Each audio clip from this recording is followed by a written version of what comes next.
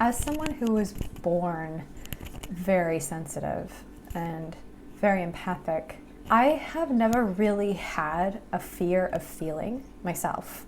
However, I have met many inner protectors inside of other people over the years. And I guess actually, admittedly to some degree, even inside of myself, I felt more defended, emotionally defended parts of me as well. Whether it was an inner protector or other parts who kind of have a way of maneuvering around feeling. But inner protectors tend to be the part of us that really tries to gatekeep the amount of feeling that we are allowed to do, because they often have very understandable fears about what it'll mean for us and for our lives and for our well-being and even for our safety if we truly let ourselves feel. So this topic of feeling and the fear of it, it's a very human thing to feel, to feel, and also to feel a fear of feeling, because we have actually huge emotional capacity. Some of us more than others, but I feel like that's because there are just some stronger, very necessary defense structures in place inside of certain individuals, or certain souls have just had way more trauma around feeling, even in other lifetimes. I mean, our souls have all been through, at this point, many tragic lifetimes where making space for feeling was absolutely out of the question. We had so many things we had to respond to in terms of our just primary human survival, or even survival as star beings on other planets, you could say too. There's such a strong history of intergalactic warfare too. So there is just a lot that our souls have been through in terms of actually needing to respond to life in a certain way and not really being able to feel, let alone feel through what we're going through, or really sitting with it and being with it and having the space and the safety within and outside of us in order to do that. So this is why this practice of truly feeling actually is so complex. At the end of the day, all it is feeling. We are all feeling all the time. Some of us, our parts are more equipped and more, we could say they have a more of a tendency to numb, which again is happening for a very good reason for them. But we all have feelings. This is part of the human experience. So really, feeling in and of itself is not a complicated thing. We're all doing it very naturally and organically, but actually knowing what to do with those feelings is another thing. Our emotional maturity as a species, as human beings, is truly what I feel is one of the pillars of our ascension, actually. So I know a lot of people out there talk about bypassing or transcending the human experience in order to ascend. But the way I feel it and the way I've experienced it in my own process actually is that I have a much richer spiritual experience and a much higher frequency experience of my life, of my soul, of my beloveds, if I allow for feeling, and if I can be with the parts of me that are maybe afraid to feel something, or soul aspects from other lifetimes that are afraid of feeling something, or really would just rather not go there.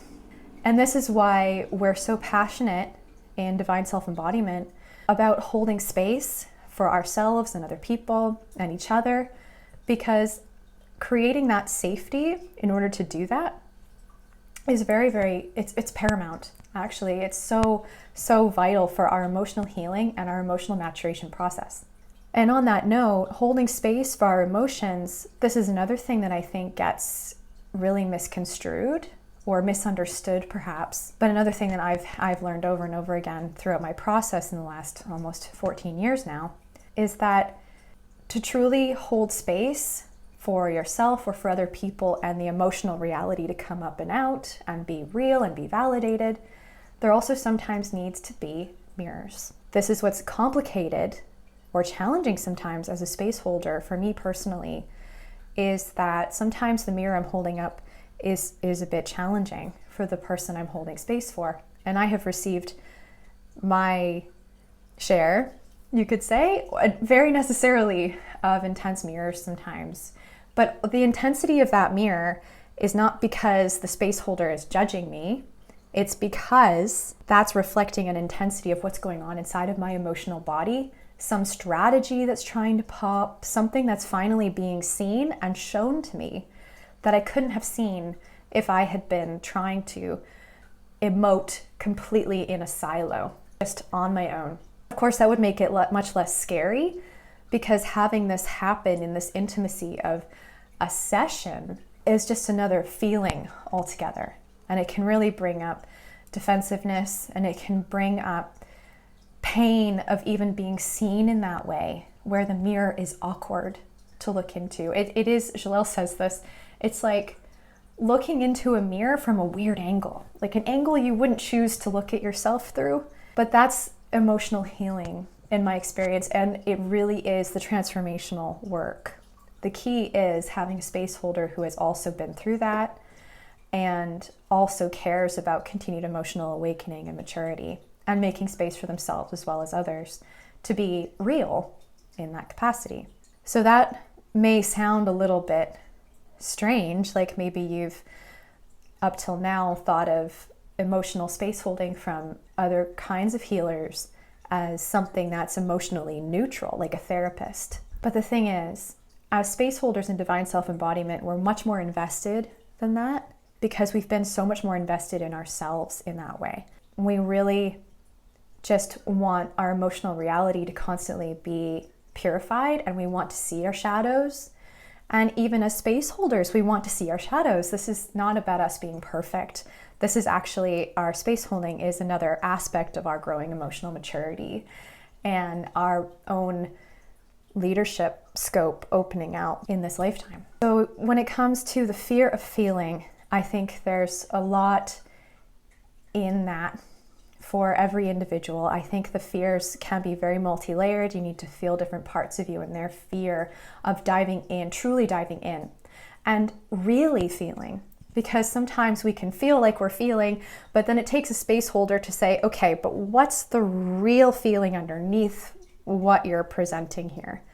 Because also parts of us are so used to putting out something as a strategy in order to even just, usually it's to preserve, it's to maintain something that's actually really, that's truly vulnerable, it's truly going on for us.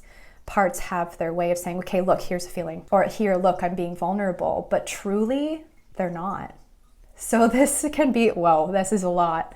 It can be pretty mind-blowing to realize these different things going on. And again, it can be very complex. But when we can actually start making space for healing, for feeling and healing, and allowing other people to truly see us in that way and give us mirrors, this is the way to truly understand what we're feeling, how we're feeling it, what parts of us are going through, where parts of us even are, what dimension they're in, what memory they're living in, and bring them into the present. So to truly become present to our emotional realities, this is the path that I personally have found to be the most profound. That being said, it's understandable when there are fears of that come up. So I just wanted to invite you to feel into that today. That was my spark of inspiration today to share on video. So I hope you have a blessed, deep day today, wherever you are, whatever you're up to. And please do tune into us deeper if this sparks some curiosity in you or some resonance. Much love. Bye for now.